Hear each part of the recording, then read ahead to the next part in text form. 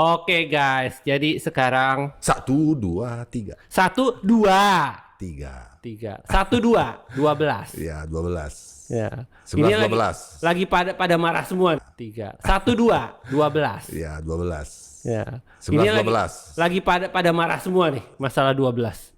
12. 12. Oh iya. Iyalah. Kenapa marah? Jadi ternyata itu banyak juga fans 93 ketika ada 12 itu di depan, itu di hati kecil mereka sebenarnya berharap 12 itu menang. Begitu ya? Karena dia akan mecahin rekor yang memang sudah dia sendiri pegang. Satu-satunya pembalap MotoGP yang menang 3 pabrik, ini akan 4. Dia masih bisa terjadi. Masih bisa terjadi. Masih bisa terjadi. Dan heroiknya kan kalau umpamanya 12 itu Tapi bisa, sayang banget dia gak pernah jadi juara dunia. Ops, sorry. tapi pernah Moto3. Ya. Tapi maksudnya nggak masuknya di MotoGP. Oh iya, sayang banget. Tapi Iya. orang banyak berharap dari kemarin itu seorang Viñales lagi memecahkan dominasi Ducati, walaupun kedua juga sebenarnya oke. Betul. Tapi tire pressure. Nanti kita bahas ini. Biar pada emosi ya. Iya. Udah nggak puasa jadi boleh Nanti kita marah-marah bahas lagi. ini karena masalahnya ada di dia juga. Nanti aku kasih tahu kenapa menurut aku ya. Iya. MotoGP Doha 2025. Guys, kita udah pernah ke sana tahun 2024. Aku 2020 juga. Pembukaan. Iya. Tapi rame banget sekarang. Ya, tuh benar. Karena Sepi. nggak bulan puasa. Kita sepi loh. Iya, karena awal puasa. Ya, Itu dia. kemarin rame banget. Banyak sekali orang yang datang dan bisa nikmati race yang paling bagus, paling seru sampai sekarang ini. Betul nggak? Bukan race paling bagus di seluruh history MotoGP, tapi di tahun ini race paling menarik. Ya, bukan karena yang menang sama aja, tapi karena banyak sekali yang terjadi yang kita perlu dibahas hari ini. Di Moto3, yang menang Angel Piqueras. Di Moto2, unbelievable Super Canet dengan start yang jelek banget. Nomor 1 di MotoGP adalah orang berbeda hari ini. Orang yang sama. Orang yang sama lagi. Namanya Marquez. Dengan pole position, sprint race, main race, lap record. Ya. Untung bukan track yang dia suka. Selain itu, aku mau bicara dan mau karena saya kemarin sedih lihat si orang juara dunia tahun lalu balik lagi balap dengan kondisinya pasti nggak fit, nggak 100%. Bukan cuma tangannya nggak fit, tapi dari dia sendiri juga nggak fit. Yang bisa balik bagus sekali awal-awalnya sprint race 6 lap pertama, yang dia memang di depan Pecco, di depan juga Marco Bezzecchi, dan nggak jauh dari pembalap pria yang lain. Itu harus tanda tanya besar Marco Bezzecchi sama yang lain-lain karena Jorge Martin udah lama banget Masih bisa di depan dia. Masih bisa di depannya untuk sementara ya, sampai dia kuat, sampai dia drop staminanya. Dan Ogura? ya enggak, aku mau bahas soal Martin karena kemarin ada umuman terakhir yang baru tadi malam di mana dia patah rusuk 11. Bukan 6 ya? 11. Buset. Abis itu rusuk 8 di belakang dan 3 di samping. Buset. Sampai dia kena pneumothorax. Itu artinya apa? Bahwa ada angin di dalam toraksnya, gara-gara mungkin bisa juga bocor. Nusuk dari rusuk ya. Dan dipasang drainage. Aku kasihan banget sama dia. Karena ya gimana juga ya, dia dari awal-awal season ini sial banget. Sebetulnya dia jatuh kita kalau balik sedikit untuk cerita, untuk ingatin kepada orang di rumah, dia jatuh di Sepang. Nggak terlalu patah tapi nggak terlalu cuman jari-jarinya ya. Udah. Tapi latihan di rumah, malah dia kan karena udah sehat itu latihan di rumah. Itu. Pakai supermotor dan dia jatuh dan parah total. Lama banget balik di Doha dan jadi lagi di carb yang namanya Misano Carb. Kenapa guys Misano Carb? Karena Misano Carb ini pertama yang ditaruh itu waktu itu, atau yang menciptakan adalah Misano Trek. Itu Misano, carb itu yang warna merah putih naik turun tinggi itu kayak sekali, tinggi dan bagian belakang tinggi banget. Itu mereka taruh untuk safety reason. untuk alasan safety. Kalau kita pikir sekarang alasan safety gimana? Kalau Jorge Martin kemarin lewatkan jatuh dan mau balik lagi pasti kan jatuh. Ya berarti safety nggak terlalu safety. Tapi sebetulnya aku nggak setuju. Aku bilang itu safety juga. Karena semua pembalap tahu bahwa kalau ada carb Misano itu mereka harus berhati-hati dan lebih hati-hati dan masuk di tikungan tersebut di mana ada carb itu mereka tuh waspada. Tapi kenapa seorang Jorge Martin juara dunia bisa bikin kesalahan ini? Ya karena dia nggak fit, bro. Karena dia udah lap ke-14 udah capek banget. Stamina udah turun. Dia nggak fit di dalam hal yang fisik juga. Karena guys ini, kalau kamu mau latihan dengan motor apapun, itu nggak bisa dapat kondisi seperti kamu membawa MotoGP. Oh, nggak bisa. Beda. Karena G-force-nya, karena winglet, karena Speed. downforce-nya, speed-nya, dan segala macam. Kelihatan banget bahwa kemarin Martin nggak ada kekuatan untuk tarik motor di dalam. Karena fisik juga drop banget. Guys, jangan lupa. Dia tuh baru coba motor habis Valencia. Dari Valencia itu tes Sepang Barcelona. langsung. Ya, Barcelona, sorry. Sorry guys. Karena kemarin nggak ada Valencia gara-gara Banjir. ya. Sorry. Maaf, thank you. Dari Barcelona dia cuma di situ sebetulnya. Dan itu baru-baru kenal motornya. Di Sepang nggak ada waktu karena cedera. Dan dia nggak balik lagi sampai kemarin. Ya, jadi dia harus mengadaptasi ulang diri sendiri dengan motor. Oke lah, dia speednya punya. Ya, speednya punya karena speednya itu adalah faktor yang juara dunia, faktor yang pembalap yang luar biasa seperti Jorge Martin. Tapi dalam bentuknya fisik dia belum dapat 100% semua geraknya yang seharusnya dengan motornya. Dia kan berarti harus belajar motor, dia harus mengerti sifat motor, ya. Dan kemarin itu kelihatan banget. Nah, di sini adalah kepentingan yang kemarin diajuin sama Massimo Rivola itu sebetulnya adalah sesuatu yang menurut saya bagus sekali. Tes untuk rider yang lama cedera harus balik supaya mereka paling minimal bisa dapat kondisi fisik yang lebih aman untuk diri sendiri dan aman juga untuk pembalap yang lainnya. Dan gambaran, jadi ada gambaran seperti apa kalau hanya tes fitness test sebelum race yang dilakukan kepada Martin, oke. Tetapi kita bicara sprint, Ya, separuh. Tapi kalau udah lama, Betul. 22 lap itu kerasa. Kalau kalian yang anak motor nih, paling gampang. Kalau kalian touring, rata-rata orang touring itu banyak accident ketika pulang touring. Betul. Bukan ketika berangkat. Karena Karena apa?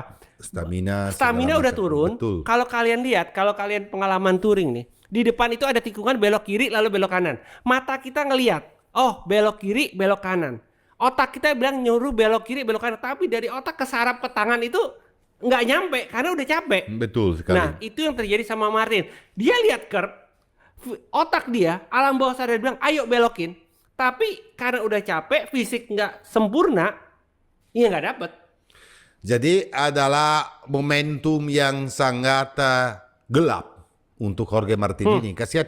Coba bayangin ya guys, gimana caranya juga pembalap baru semangat, baru balik, baru join, dan dia harus berhenti lama ini. Ini lama. Ini sekarang dia masih di Doha loh, di rumah sakit Doha karena Ya. belum boleh pulang sampai trauma itu atau anginnya itu hilang. Keluar total. karena Ya kan nggak kalau bisa naik terbang. pesawat itu Betul. tekanan itu nggak bisa. Betul, kita ucapkan Selamat berjuang.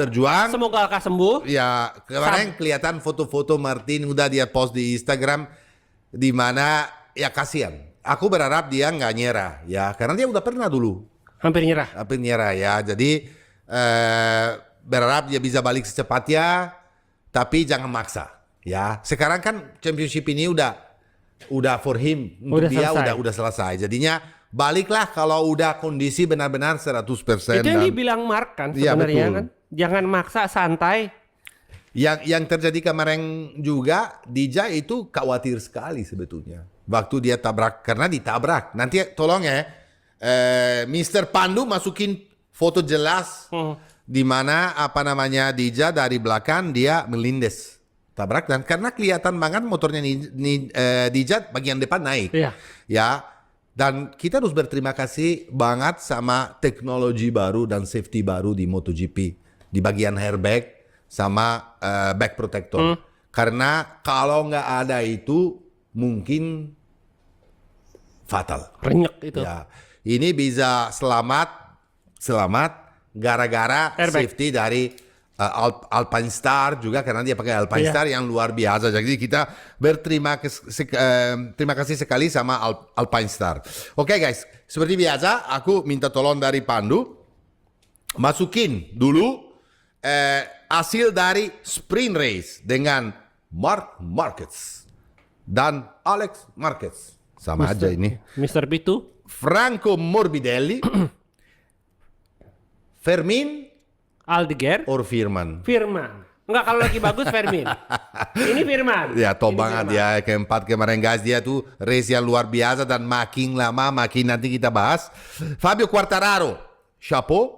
Dia sebetulnya kalah podium cuman terakhir doang karena dia udah maksa lah itu Itu ya. motornya udah. Tapi dia oke lah. Dia udah aku melihat Fabio membawa motor Yamaha dengan confidence yang luar biasa. Nanti aku mau bahas soal confidence ini, soal mental pembalap ini.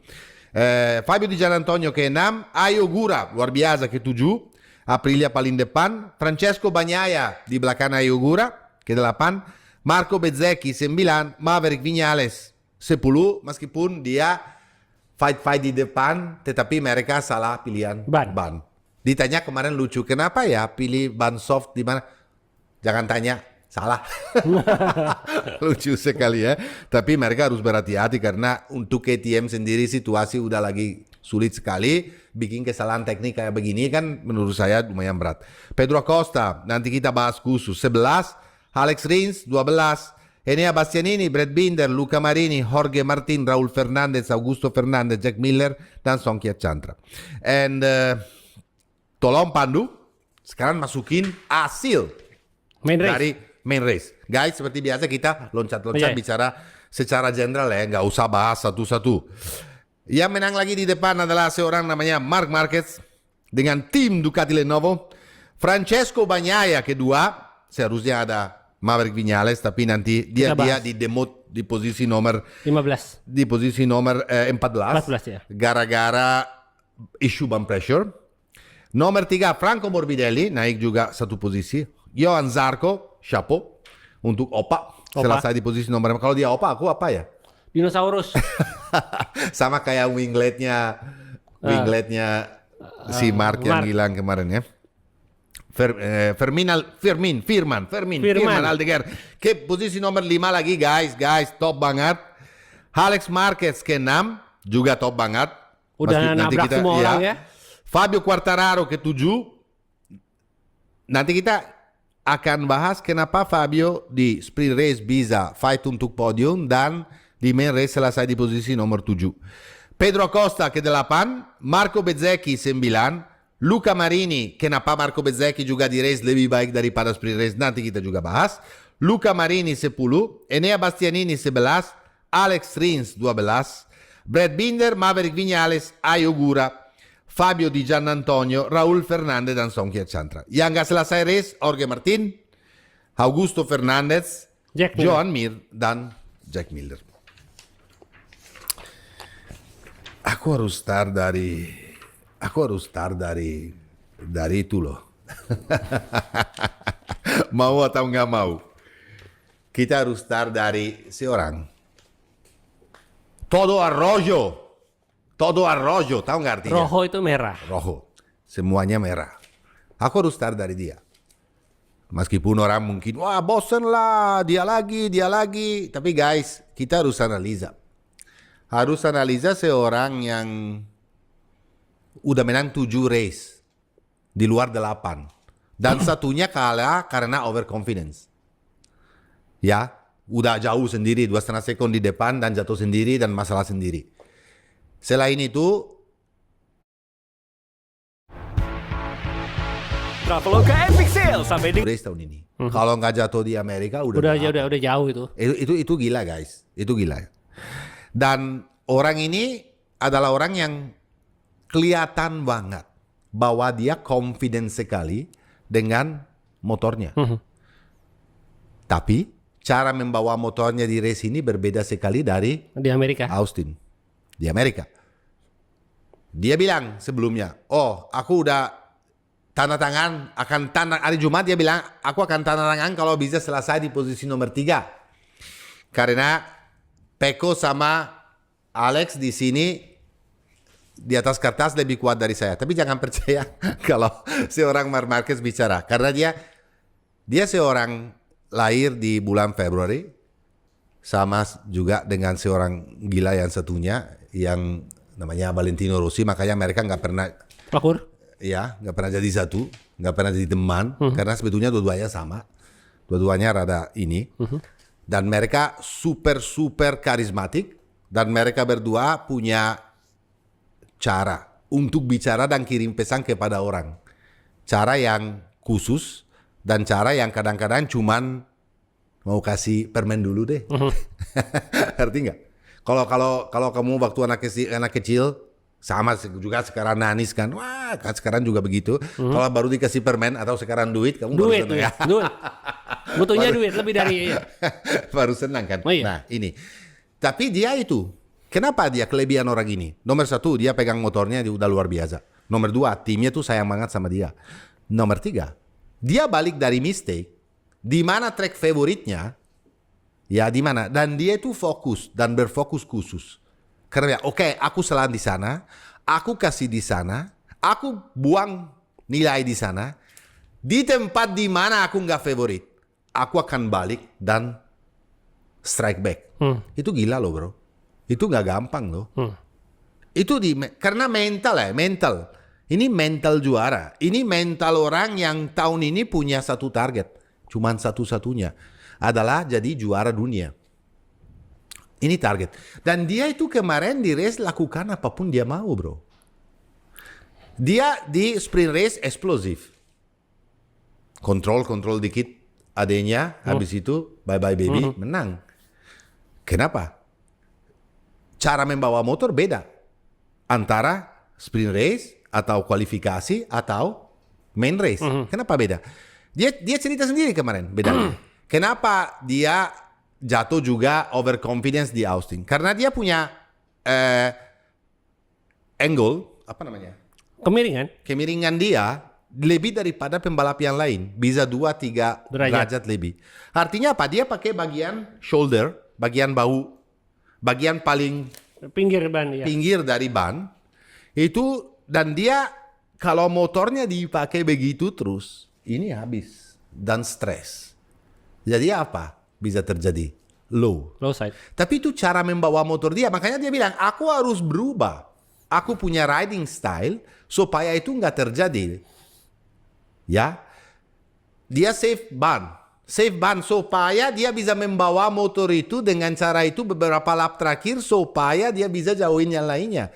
Dia save ban depan. Kemarin kelihatan banget, guys. Di lap nomor 5, Pecco udah nyusul. Di lap nomor 5 loh. Bukan dari lap berapa. Berarti Pecco itu sebetulnya tuh dibilangin juga, wah Pecco nggak bisa menang karena banyak habis. Aku nggak setuju. Dia udah ngepush. Karena Mar pelan banget awalnya. Pelan banget. Morbidelli jauh 1 sekon, nggak peduli dia. Dia udah tahu. Aku udah tahu, aku udah belajar. Ini aspal sangat abrasif. Kalau saya mendorong kayak begitu, ban depan habis. Dan bagian riding style Mar, ban depan itu adalah semuanya. Karena dia dari Honda itu. Meskipun cara membawa motor adalah cari apex untuk lurusin secepatnya. Jadi brake very late sampai dalam tikungan lurusin motor dan pakai akselerasi. Dia tahu kalau dia dari awal sampai selesai lakukan itu, dia tuh mungkin gak menang. Jadi dia lihat Morbidelli yang lakukan sesuatu yang bagus. Morbidelli bilang, ya udahlah, aku ada leading aja, coba aja, usahakan aja. Yeah. Meskipun dia salah manajemen ban, tapi dia selama 11 lap dia bisa leading di depan. Untuk sponsor pasti senang. Sponsor kita nggak usah bahas. Karena itu kompetitor sama sponsor kita sebetulnya. Ya. Jadi Mar tahu, dia lihat Morbidelli aja nggak kemancing. Biasanya pembalapnya kan bisa emosi. Di situ kelihatan mark yang berbeda.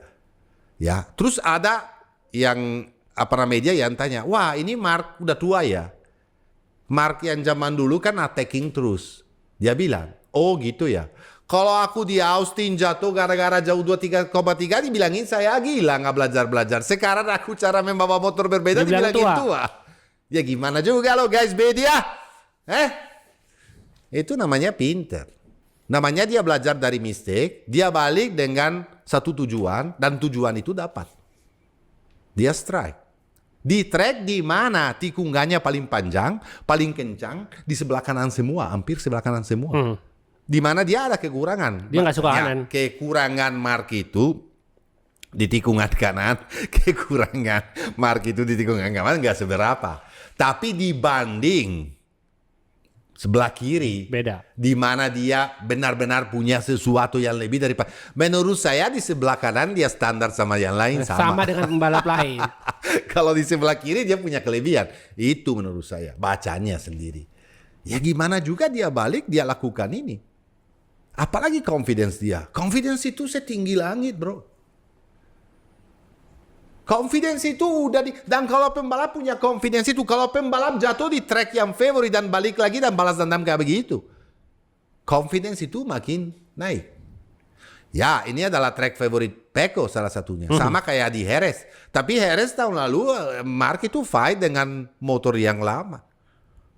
Jadi kalau sekarang bilang, wah itu sekarang Pecco harus balas dendam. Ya harus balas dendam di Jerez. Tapi ya gimana kalau di Doha aja nggak bisa? Ya. Nanti aku bahas soal Pecco ini. Ya jadi kita harus chapeau sama Marc Marquez. Dan dia lakukan race yang luar biasa karena waktu Viñales naik dari belakang, menaik ke depan. Dan Viñales juga, Viñales sempurna. Aku sebelum bicara Pecco mau bicara Viñales, bro. Karena sebenarnya dia runner up ya, harusnya. Viñales sempurna. Dia kamu tahu pembalap ini. Kalau pembalap ini udah punya hari yang lagi bagus, wow. Kalau lagi bagus, nggak bisa disentuh. Ini nggak bisa disentuh. Ini orang gila ini. Bawa motor kamu lihat nggak cara bawa motor kemarin kayak gimana? Sempurna. Motor KTM, engine KTM di lurusnya kencang banget loh, bro. Kenapa? Karena dia keluar dari tikungan terakhir dengan sempurna. Kenapa? Karena setupnya motor sesuai dengan keinginan. Karena motor itu kasih feedbacknya yang luar biasa. Feedback yang kasih kepada Viñales confidence. Pembalap itu untuk punya confidence dan untuk kencang harus percaya dengan bagian depan. Yalah, kenapa kemarin begitu bagian depan? Ya, pressure gak benar. No, sorry guys to say, but pressure itu penting. Kenapa ditaruh limit itu? Karena kalau memang di bawah limit itu menurut Michelin rada bahaya, tapi prestasi pasti lebih baik. Lebih baik. Betul nggak, bro? Betul. Tapi selain itu, nggak semuanya. Itu adalah hari yang di mana Maverick Viñales hampir unbeatable. Kalau nggak ketemu seorang namanya Marc Marquez yang gila. Tapi, sorry, kesalahan kemarin kesalahan dari Viñales sendiri. Bukan cuma dari tim. Karena di dashboard pasti ada warning. Dia bilang dia lagi fokus dengan balapan, gak lihat itu. Itu salah besar. Karena dari situ udah tahu bahwa kan ada algoritma. Iya, dia harus berapa lap di lagi. Di algoritma itu dia udah dengan cara membawa motor dengan pressure ban dia udah bisa hitung. Kamu punya seperti Marc Marquez awal. Ini bedanya antara seorang Marc Marquez dan dia. Dia waktu mengerti bahwa wah ini bisa kena bump pressure, dia lebat. Dia nggak salah di tikungan itu, dia lebar. Dia kasih supaya bisa 2 lap. Karena dia bedakan cuma 2 lap. Didiskualifikasi gara-gara 0.00, gara-gara 2 lap. Tapi masalahnya kamu di belakang Mark itu kalau mau supaya pressure naik harus nempel total. Iya, tapi masalahnya dalam 2 lap kamu udah 0.6, udah 0.6 di MotoGP udah jauh loh. Bukan, masalahnya ini yang mesti kita jelasin ya. Waktu Mark di Thailand, dia kasih lewat Alex Marquez, ya kan? Itu Mark di depannya Alex, Pecco di belakang jauh banget. Oke. Mark bilang silakan Alex gua manasin ban biar aman gua susul lagi. Nah masalahnya ini Viñales, oke Mark, lu ke depan gua manasin ban yang ada dia kabur. Kan Tapi kabur kenapa? ya Kenapa? Karena ban depannya udah masih bagus banget. Itu dia. Mark itu 3 lap terakhir itu dapat lap rekor loh. 1:52.6 terus 1:525. Itu crazy. Itu di bawah Martin. jauh. Nggak terlalu jauh sih, 5:27, tapi lumayan. Itu untuk race. tinggal 3 lap lagi. Kenapa? Karena ban depannya Dijagain banget. Dia dijagain banget. Dia udah tahu, ini guys sekarang ciao baby ya. Pecco waktu overtake suruh 2 lap di depan, habis itu dia bilang, oke, now tinggal 10 lap, aku bisa ambil Pecco dulu dengan segampang-gampangnya. Habis itu dia gap. Pecco di gap, Viñales dimainin. Waktu Viñales buka pintu masuk dan dia lap record. Ciao baby. Jadi Viñales salah. Itu bedanya antara seorang Marc Marquez yang selalu cerdas, yang selalu mikir semuanya di atas motornya. Dia bisa tahu, ini udah ada algoritma yang bilang kalau saya bawa motor kayak begini terus, aku itu nggak akan selesai. Udah, selesai ke belakang dulu. Siapapun pembalap ada. Kebetulan ada adanya sendiri. Iya. Seharusnya Viñales dari awal mungkin main-main di belakang dulu. Tunggu dulu. Dan juga dengan cara begitu bisa save tire juga. Dan cara begitu mungkin bisa fight sampai terakhir dengan Marc. Tapi luar biasa selesai di posisi nomor 2 di depan Pecco. Ya, meskipun di demoded. Pecco banyak ya. Sekarang pasti aku bicara ini banyak sekali di rumahnya yang akan benci sama aku. Mudah-mudahan mereka mengerti istilah dari apa yang saya mau bicara sekarang ini. Apa nih, podium hibah? No. Pecco 2 kali juara dunia. Pecco udah tahu motor ini udah lama. Pecco udah tahu tim ini udah lama. Pecco pembalap yang luar biasa, aku akuin. Pecco pembalap yang punya speed. Pecco pembalap yang bisa fight. Ya. Pecco minder.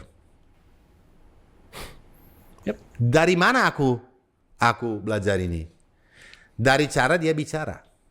Dari sesudah mulai championship ini dia kalah sama Marcel. Oh, di sini nggak bisa menang karena dia terlalu bagus. Kalau kemarin aja waktu habis sprint race bilang, kalau saya start dari depan juga, gara-gara dia bikin kesalahan di kualifikasi, aku mungkin juga nggak bisa menang. Kamu nggak bisa bicara kayak begitu. Meskipun jujur atau gimana, itu pembalap yang cerdas. Bicaranya, aku tahu dia gentleman. Aku tahu dia kencang. Tapi aku terlalu yakin. jujur. Nggak boleh bilang kayak begitu. Iya. Kalau Marc dengar kayak begitu. Joget lagi. Iya, seorang Marc Marquez yang udah punya super confidence, dia tuh confidence-nya tambah banyak lagi. Oh, ini minder. Jangan lakukan ini kepada Marc Marquez, Valentino Rossi, atau Casey Stoner, atau Jorge Lorenzo. Jangan lakukan kayak begini kepada pembalap-pembalap yang rakus. Dan nggak pakai Karena perasaan. kamu akan dimakan kalau pembalap rakus. Lo atau kamu, ini bukan saya kecilin Pecco ya, karena saya tahu dia punya potensial. Saya tahu sebenarnya dia kalau lagi on dia bisa fight. Aku mendorong dia supaya you mau kalahin dia, lo harus taruh dia under pressure. Cuman caranya satu-satunya bikin Marc kalah adalah kasih pressure. Kita pernah lihat dari zaman dulu kan, kalau di pressure dia tuh bisa bikin kesalahan. Cuman salah satunya cara. Tapi kalau kamu cuman hitung nilai dengan harapan Marc nanti bikin kesalahan, karena Marc akan bikin kesalahan lagi. Tahu kenapa? Karena dia tuh mau menang semuanya. Dia mau jadi juara dunia. Dia tuh nggak hitung-hitung semuanya. Mungkin cara bawa motor berbeda sekarang, tapi tujuannya tetap sama. Tujuannya adalah dalam beberapa lap dia akan ambil risiko untuk gap. Dan dengan ambil risiko gap itu bisa jadi kesalahan.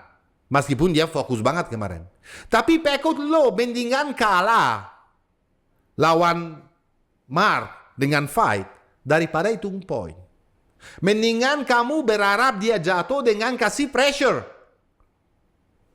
Nggak bisa. Lo start dari belakang, nyusul di lap kelima. Aku waktu lihat Pecco datang, saya bilang, wow, gila, bagus ini. Nikmati saya ini akan lihat fight finally. Apaan? 2 lap juga ditinggal di gas. Asapnya doang. Bukan saya gini guys, sorry pro Pecco, aku bukan pro Pecco, pro apa. Aku cuma analisa di sini. Supaya orang ini yang cerdas sekali, orang ini yang benar-benar punya speed. Karena Pecco punya speed, karena udah 2 kali juara dunia, karena tahun lalu bisa menang 11 kali. Put under pressure. Gak apa-apa kalah, gak apa-apa jatuh. Tapi dia juga bisa jatuh. Kalau nggak ada yang sentuh. Sama sekali, seorang Marc Marquez. Jangan komplain nanti kalau aduh bosen, setiap balapan yang menang juga Marc Marquez. Aduh bosen, Marc lagi. Ya gimana coba? Ada sih yang itu kemarin, Alex.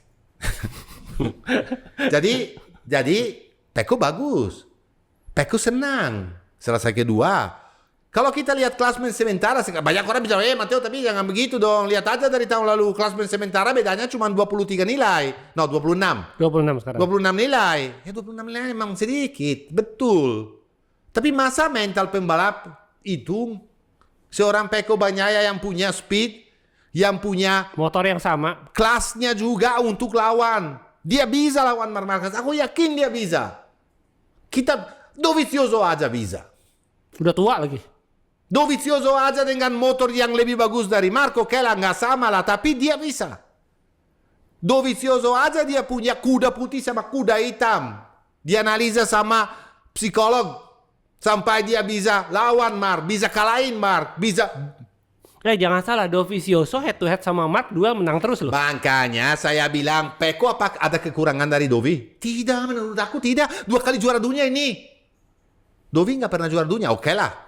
Kita tahu semuanya kenapa. No, saya bicara MotoGP. Ya? Saya bicara MotoGP. Saya tahu dia juara dunia di kelas 125 ya? 125 waktu itu. Tapi gini bro, Dovi itu nggak beruntung karena dia adalah lawanin Marc waktu Marc lagi di atas angin. Waktu Marc itu adalah super top, unbeatable. Dan Ducati juga nggak sebagus sekarang. Jadi ini adalah menurut saya. Ayo Pecco, ayo dong, jangan bicara, jangan kasih dia apa namanya. Oh ini kalau saya start dari kenapa kamu harus bilang begitu? Ya oke lah dia salah kemarin di kualifikasi salah, nggak apa-apa. Salah ya udah salah karena dia mendorong, karena dia mau dapat ya di ram pertama dia katanya ada ban issue yang belakang nggak bagus, makanya dia lap kedua keluar untuk ganti ban untuk lap pertama langsung mau oke lah. Tapi dari posisi 7 juga waktu di sprint race itu kemana? Dia napa-napain bisa selesai dari 11 ke 8 gara-gara masalah tangki lagi. Dia bilang, aku mau kasih tahu teknikal kenapa ada bedanya. Emang gak ada bedanya. Tangki di waktu dipakai untuk sprint race sama yang dipakai untuk main race beda. Itu kecil. Ya, lebih kecil. Kenapa lebih kecil? Karena bensin lebih sedikit. Kenapa? Oh Matteo nggak bisa. Tank besar dikurangi enggak karena di dalam airnya akan apa namanya meskipun mereka pasang sponge di dalam. Ya. Di dalam tank itu bukan seperti motor bebek kalian di rumah ya. Di dalam tank itu ada sponge supaya enggak air tuh enggak kucuk. Ya ada gitu peredam lah. Bisa ada peredam bisa. Tapi tetap aja itu bensin di dalam goyang batu turun. Ya. Itu masalahnya apa kalau kita bicara technical? Itu apa bedanya Matteo? Ya udah kecil untuk Sia, tapi itu balancing dari motor memang mungkin berbeda. Beratnya itu adalah di posisi yang berbeda. Jadi mungkin kerjaannya dari Ducati sama Pecco itu adalah kerjaan supaya mereka bisa setup motornya lebih sempurna karena Pecco itu lebih sensitif. Marc itu ada tangki besar, ada tangki kecil, ada winglet belakang, nggak ada winglet depannya nggak peduli. Tahun lalu aja sama winglet depan nggak ada tuh. Podiumnya ya. Ya. Udahlah komplainnya dikurangin. Gasnya ditambahin. Karena lo punya potensial. Mau dihabisin saya silakan, aku cuma analisa Nggak, aja. masalahnya secara teknikal yang masih bisa ngerem Marc itu cuman Pecco. Ya, terus juga waktu masa seorang Pecco Bagnaia waktu di race itu bisa fight lawan Morbidelli segitu lama? Semua orang bilang, Morbidelli itu seharusnya nggak kayak begitu. Banyak media bilang. Karena dia udah tahu nggak bisa. Dia udah tahu bahwa Pecco punya pace-nya seharusnya di belakang. Kenapa? Kenapa harus ngalah? Kenapa? Kalian pernah balap nggak ya? Kalau kalian balap itu kenapa harus di belakang? Namanya juga balap, masa harus di belakang? Sponsor ngamuk. Nah, sponsor beda, timnya beda. Dan Morbi, Bosnya lagi ada di dalam timnya dan dia lagi kemarin. nyari kerjaan. Ada bos di dalam kemarin loh. Dan dia nyari kerjaan loh. Ya, jadi kerjaan untuk tahun depan karena udah ada gosip-gosip di dalam pit bahwa seorang Pedro Acosta lagi flirting. Apa flirting bahasa Indonesia? Jual Flirting diri. dengan bosnya VR46. Jadi Morbidelli mau tunjukin kepada tim di mana dia punya confidence, tim di mana dia senang sekali karena rumah dia sendiri VR46. Minimal kalaupun dia tetap didepak, dia Ya. akan ada tim lagi mau ngambil dia. Iya betul. Dia tuh usahakan keras sekali untuk fight karena dia lagi fight untuk minimal naik podium. Betul nggak bro? Dan dapat duit. Ya itu masalah kayak jangan disalahin Morbidelli kalau dia lakukan itu ya. Guys, itulah masukan dari saya ya kepada dan analisa kenapa terjadi ini atau terjadi itu. Kalau sekarang aku mau bahas sedikit tentang sekarang kita bicara Pedro Acosta sebelum Firmino. Kenapa kita nyambung dari Zarco ke Pedro Acosta? Kenapa Pedro Acosta performa kayak begini? Kenapa Pedro Acosta nggak seperti tahun lalu? Motornya kan sama. Sekarang di klasemen, dia itu Ya. sama dengan Ya. Binder dan Enea Ya, loh. kenapa? Di belakang. Kamu tahu kenapa? Tahun lalu dia luar biasa, selalu fight di depan tapi sering banget jatuh. Dia rookie. Bukan cuma itu bro, dia nggak mau jatuh lagi. Dia nggak mau cedera. Dia tahu bahwa kalau dia bisa aja bawa motornya yang kencang dan fight ini. Dan seperti dia lakukan, tapi dengan limit. Limit adalah, oke lah kalau nggak bisa lebih dari begini, kenapa? Dia lagi cari alasan. Dia nggak mau kasih lihat karena mau cari alasan. Menurut saya, Pedro Acosta bisa lebih bagus dari Viñales. Bisa lebih bagus dari Binder semuanya. Tapi dia nggak mau tunjukin. Karena manajer Viñales jalan-jalan di dalam paddock. Ini adalah gosip beneran. Tanya, bicara sama banyak. Dia cari alasan untuk putusin kontrak sama KTM. KTM. Karena kontrak Pedro Acosta sama KTM sampai tahun 2026. Betul nggak bro? Jadi 2027 baru bisa Iya, 2027. Dia nggak mau tunggu. Waktunya lewat, men. Ini Marc Marquez yang bisa cuma satu-satunya yang bisa lawan. Itu Pedro. Rossi bilang kemarin, aku suka banget dengan Pedro tapi enggak lah. Aku udah senang sama Morbidelli sama Dija. Oke lah, dia harus jawab kayak begitu. Masa dia nggak jawab kayak begitu? Sekarang lagi balap dengan dua pembalap tersebut. Oh, iya, Kalau dia tiba-tiba bilang, sekarang aku bagus banget, berharap dia bisa pindah. Morbidelli sama Dija punya jantungan loh bro. Morbidelli terutama. Morbidelli terutama, dia nggak boleh bicara kayak begitu meskipun ada kebenaran.